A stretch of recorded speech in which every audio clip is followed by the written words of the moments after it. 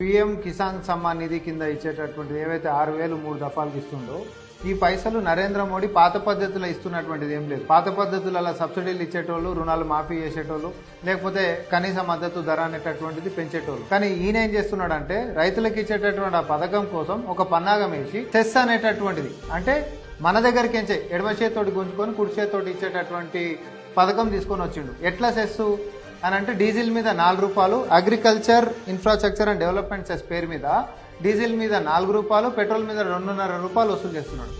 ఎంత అవుతుంది ఇది సంవత్సరానికి? కేవలం వ్యవసాయం పేరు మీద వసూలు చేస్తున్న సెస్ అంటే 77,780 కోట్ల రూపాయలు ప్రతి సంవత్సరం ఆదాయం. కానీ ఈ పథకం మీద రైతులకు ఇస్తున్నటువంటిది ఎంత అంటే 60,000 కోట్ల రూపాయలు. అంటే పథకం పేరేమో రైతులది, కానీ ఆమ్దానేమో ప్రభుత్వానికి ఇంట్లో కూడా.